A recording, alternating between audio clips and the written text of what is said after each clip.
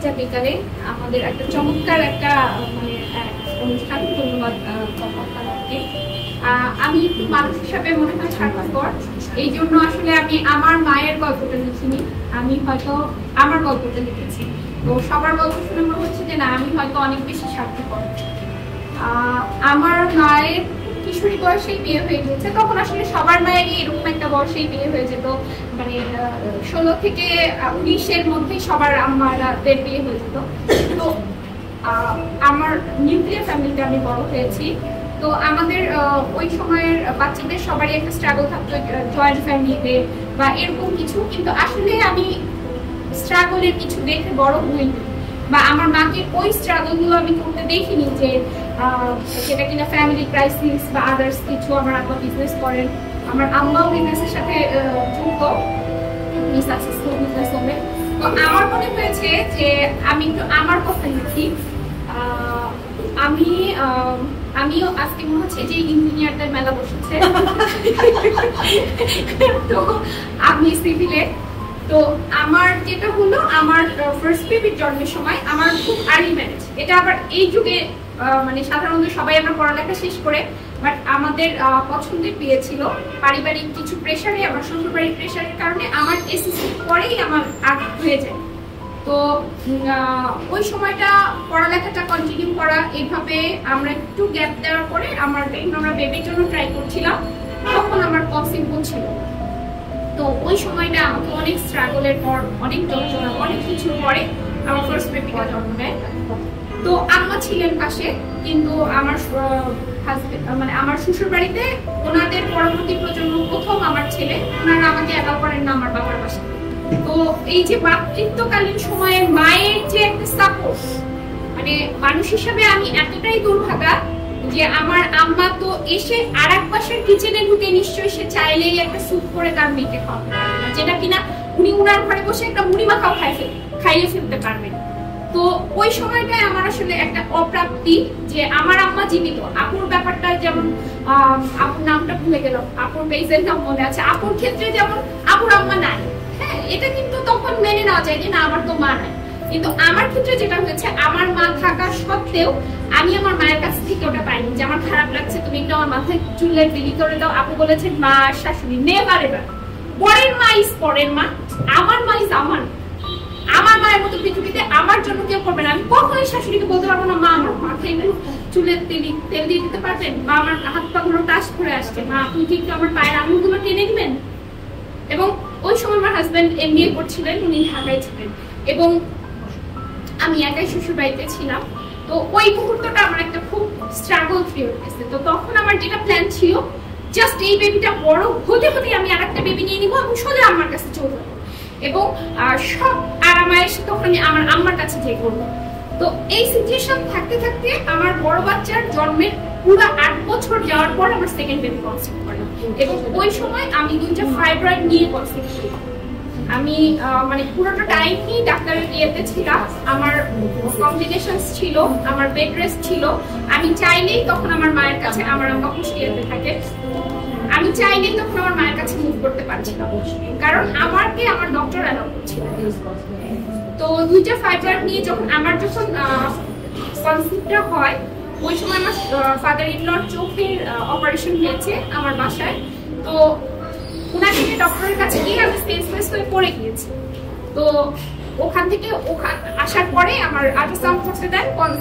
তো আল্ট্রাসাউন্ডে আসার পরেই আমার জাস্ট পেটে ইয়ে দেওয়ার পরে হার্টবিট চলে আসছে বেবি। হ্যাঁ, আমি যে আমার ফাদার ইন লকে নিয়ে এত বেশি বিজি ছিলাম, আমার মাথাতেই নাই যে আমি কনসিভ করেছি। ডক্টর বলছে আপনি তো কনসিভ করেছেন, আপনি জানেন না? বলছি না জানি। আপনার তো 2টা টিউমার আছে বড় বড়, আপনি জানেন না? বলছি হ্যাঁ আমি জানি। আপনি কি ডক্টরের আন্ডারে আছেন? আমি আজকে ওই সময় আমার অলরেডি দুইজন ডাক্তারের সাথে স্বর্ণপন্ন ছিলাম, একজন আমার ফ্যামিলি ডক্টর আর আরেকজন মোহাম্মদ, ওনাকে দেখানো। এবং পুরাটা টাইম ছিল বেড রেস্ট, ইনজেকশন, ওষুধ, অ্যান্টিবায়োটিক। মানে কি ফেস করেছি আমি, মানে এটা আমি মনে করতে চাই না, আমি আর মনে করতে চাই না যে আসলে আমি কি কি ফেস করেছি। আমি আমার বেবির জন্য, কিন্তু বড় বেবির জন্য আমি আমার সেক্টরে না গিয়ে আমি একটা স্কুলে জব নিলাম আমার বাচ্চাটাকে টেক কেয়ার করার জন্য।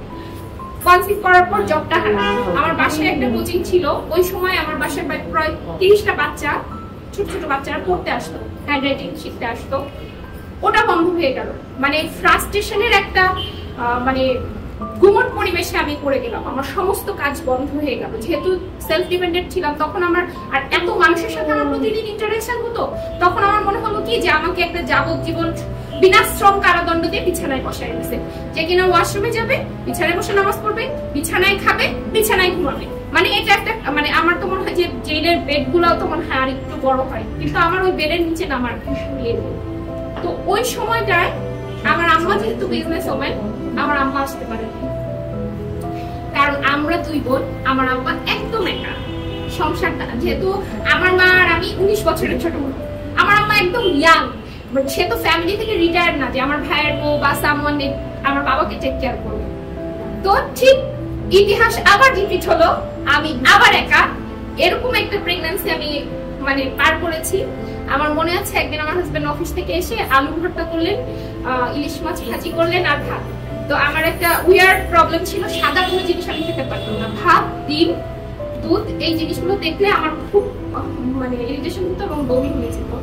উনি আমাকে বললেন যে তুমি ফেসটা এগিয়ে ঘুরিয়ে বসবা, আমি তোমাকে কি দিচ্ছি তুমি দেখবা না, চোখ বন্ধ, তুমি জাস্ট খাও। তো আমি 3 বার খাওয়ার পরে বললাম যে আর ফোর্স করা দরকার নাই। বলো আচ্ছা ঠিক আছে। তো এইটা মনে হয় আমি 6 মাস পরে গিয়ে ভাত খেলাম। পরদিন বেশ আবার সে ট্রাই করেছে যে আবার একটা আইটেম সে মনে হয় পারবে, তো তারই কোলের উপরে সব যা ইনপুট ছিল সব আউটপুট দিয়ে দিলাম, বমি করে দিলাম। ওই সময়টা আমার হাজবেন্ড আর আমার বড় ছেলেটা, আমার ছেলেকে সবাই ছেলে বাচ্চাকে বাবা বলে ডাকে, আব্বু আসো তো, বাবা আসো তো, আমার ছেলেকে আমি মা বলে ডাকি। আমি এবং ও যেটা করেছে, আমি যে ওকে 10 মাস পেটে রেখেছি, 2 বছর ফিডিং করিয়েছি, ওর মাতৃঋণ ওর শোধ করা হয়ে গেছে। আমি আজকে মূলত এসেছি আমার বাচ্চাদের গল্পটা বলতে, ও থাকলে আমার ভালো লাগতো। বয়েজ অ্যালাউড জানলে আমি ওকে নিয়ে আসতাম। আমার ছেলে আমার চেয়ে আরো 4 আঙ্গুল বড়, ক্লাস 7 এ পড়ে। ও না থাকলে মানে ওই মুহূর্তটা আমি বমি করছি, ও আমার মাথায় পানি দিচ্ছে, ও টাইম টু টাইম ওষুধ। আর ও সবসময় গিলটি ফিল করতো কি, ওর যখন 2 বছর তখন তো বলতো যে আমার ভাই বোন এনে দাও, ভাই বোন এনে দাও। তো অনেক পরে কনসিভ, ওর শুধু গিলটি ফিল হতো যে ভাই বোন আনতে যেয়ে আমি আমার মাকে তো মেরে ফেলছি, ও সবসময় এটা বলতো। এবং নামাজে বসে সে কান্নাকাটি করতো, আল্লাহ তুমি আমার মাকে সুস্থ রাখো, এরকম একটা ব্যাপার। তো ও প্রচন্ড সেবা করেছে ওই সময়। আমার যত মেডিসিন, যেহেতু হাজবেন্ড ব্যাংকে জব করে, সারাদিন আমি একা বাসায়, ও পুরোটা টাইম, ইভেন একটা ফ্রুটস দেওয়া, ডাবটা দেওয়া, বুয়াকে দিয়ে আন্টি এটা এটা এটা করে ফেলেন, এটা এটা, আমি হয়তো কথা বলে বমি হয়ে যাবে, আমি লিখে দিচ্ছি, ও যে বলে দিবে বুয়াকে যে এটা এটা করে আসে। এবং এভাবে গেল আমার যখন 32 সপ্তাহ, তখন আমার সিজার করে ফেলতে হয়, কারণ বেবি অক্সিজেন পাচ্ছিল না, ঝামেলা হচ্ছিল। এইবার কিছুদিন যেতে না যেতে কোভিড শুরু হয়ে গেল। আমার বাচ্চাটা ছিল কলিক বেবি। কলিক বেবি যাদের আছে তারা একটু বুঝতে পারবেন যে অলরেডি তখন আমার 3rd অপারেশন, ওর সিজারটা দিয়ে আমার 3rd অপারেশন। তো ওকে নিয়ে আমি সারা রাত খেতে বেড়াতাম। প্রথম কিছুদিন রুমে একসাথে রাখতাম, দেন হাজবেন্ডের আর ছেলের রুমটা আলাদা করে দিলাম, কারণ ওদেরকে তো বাইরে যেতে হয়, আমি তো বাসায় থাকি, ওরা সারা রাত তো জানতে পারবে না। এবং আমার আম্মা আমার কাছে 9 দিন ছিলেন। হ্যাঁ, তো আমি এই পাশ দিয়ে পেটটা ধরে রাখতাম আর ওকে এখানে ঝুলাইতাম, ঝুলাই তারপর রান্না করতাম। হেল্পিং হ্যান্ড নিয়ে আসলাম বাড়ি থেকে, তো আমি রান্না করে দিতাম, ও রান্না করতে পারবো না, এরকম একটা সিচুয়েশনে পড়ে গেলাম। তারপরে যখন কোভিড শুরু হলো, দেন আমার হাজবেন্ড বললো যে না, যেহেতু 3 জন হেল্পিং হ্যান্ড নিয়ে তুমি ম্যানেজ করছিলা, আগামী 2 দিন পর থেকে বিল্ডিং এ আর হেল্পিং হ্যান্ডরা উঠবে না, তো সেই ক্ষেত্রে তোমাকে এবার আমি আম্মুর কাছে পাঠিয়ে দিই। তো তখন আমি আমার আম্মুর কাছে চলে যাই এবং আম্মু আব্বুর পুরো সাপোর্টটা কি মানে যে সময়টা আছে না, সবাই বাড়ি থেকে ব্যাক করে, সংসারে ব্যাক করে, সেই সময় আসলে আমি আমার মায়ের কাছে যাই। এবং পুরা কোভিড পিরিয়ডটা প্লাস আমার পোস্টপার্টাম, মানে 2টা মিলিয়ে আমার বিশাল বড় বেডরুম, আমার 2টা ফ্যান। তো একটা সাথে আম্মু বাবু দোলনা ঝুলিয়ে রেখেছিলেন, ওইটা চেয়ার দোলনা, তো বসে বসে দোল খেলত। তো আমার প্রায় সময় মনে হতো কি যে আমার ডিপ্রেশন এমন একটা লেভেলে চলে গিয়েছিল, আমার মনে হতো যে ঠিক আছে ওখানে তো দড়িতে ঝুলানোই আছে, তো আমি ওখান থেকে চেয়ারটা টান দিলে কিন্তু আমি একটা কিছু করে ফেলতে পারি। মানে আমার জীবনের উপর আমার এত ব্রিটিশ না, আমার প্রেশার 160/120 ঘুমায় না রাতে। ওই সময় তো ডক্টর নেই, ওভার ফোন যা হচ্ছে। তো আমার প্রায় সময় মনে হতো যে চেয়ারটা টান দিয়ে আমি জাস্ট ঝুলে যাই, আমার আর পারতেছি না, এরকম একটা সিচুয়েশন। পরে ওই মুহূর্তটা থেকে আম্মা তখন একভাবে বোঝাতে লাগলেন যে তুমি এগুলো থেকে বের হও। আমি বাবুকে রাখতেছি, তুমি এক্সারসাইজ করো। ও আচ্ছা, আমি 102 কেজি হয়েছিলাম আমার বেবি হওয়ার পরে, যেহেতু ওই যে নড়াচড়ার বন্ধ, অনেক ওয়েট গেইন করেছিলাম। মানে আমার ক্যারিয়ার প্লাস হচ্ছে আমার শরীর, আমার ইকোনমিক্যাল কন্ডিশন, যেহেতু আমি কখনোই বাবার মানি ব্যাগ, জামার মানি ব্যাগ, আমি আমার মানি ব্যাগের উপরে ডিপেন্ডেন্ট। এই মানুষের মানি ব্যাগ হারাইলে যে কি হয়, এই মানুষের মানি ব্যাগ হারাইলে কি হয়, যার হয় সে জানে। আমাকে কিন্তু সবাই সবকিছু দিচ্ছে, বাট আমার যখন বলতে হচ্ছে যে আচ্ছা এটা লাগবে, আচ্ছা কত পাঠাবো বললেই মানে আমার মধ্যে একটা, এটা আমার হয়তো বা মানসিক সমস্যা, যারা হাউস ওয়াইফ আছে কাউকে আমি ছোট করতেছি না, মানে আমার ক্ষেত্রে যেটা হয়েছে। তো তখন আমি আস্তে আস্তে আম্মা মোটিভেট করতে, তখন আম্মা বলে আচ্ছা তুমি সবাই অনলাইনে বিজনেস করতেছো, তুমি বিজনেস করো। আমি বিজনেস, সবাই কি চাকরি করে নাকি, সবাই করছে, তুমিও করো। তো তখন আমি, আমার মেয়ে তখন 7 মাস শেষ হলো, তখন ওর খাবারগুলো আমি করছিলাম, ওর খাবারের জন্য মানে পিওর জিনিসগুলো বুঝছিলাম। তখন আমি ওই মুহূর্তে আরেকটা সন্তান আমি দায়িত্ব নিই, সেটা হচ্ছে আমার বিজনেসের। আমার একটা অনলাইন পেজ আছে, খাওয়াতে খাটিয়ে আমার পেজের নাম, বেবিদের সব ধরনের খাবার। মানে আমার শুধু জিদ ছিল যে এখান থেকে আমার প্রফিট আসতে হবে না। যে মেয়েগুলা আমার মতো যারা জব ছেড়ে দিতে হয়েছে, দেখার কেউ নাই, খাবার বাচ্চাকে কে খাবার দিবে, কিভাবে করবো, এই খাবারগুলো নিয়েই আমি কাজ করবো। 2টা মায়ের যদি হেল্প হয় আমার পরিচিত, তাহলে আমি মনে করবো যে না, আমি যে লেখাপড়াটা করছি, যা কিছু জ্ঞান অর্জন করছি, কিছু একটু আমি সমাজকে দিতে পারছি আমার জায়গা। দেন ওইখান থেকে আমি আমার বিজনেসটা শুরু করি। আল্লাহর রহমতে আছে, একটা ভালো পজিশনে আছি। এখন সেই ডিপ্রেশনও পার করেছি। আমার কাছে অনেক, আমি আবার এখন যারা ডিপ্রেশনের নতুন মম, ওদেরকে মোটিভেট করি, আরে ব্যাপার না, এইভাবে না, এইভাবে তুমি এইভাবে নিজেকে মোটিভেট করো। আর চেষ্টা করেছি ওই জায়গা থেকে নিজেকে বের করে নিয়ে আসতে, কিন্তু আসলে যেটা ফেস করেছি সেই অভিজ্ঞতাটা আসলে যাদের মা নেই, এটা তাদের জন্য ছিল। আমার মা থাকার পরেও আসলে সিচুয়েশনের কারণে আমি আসলে সেটা পাই।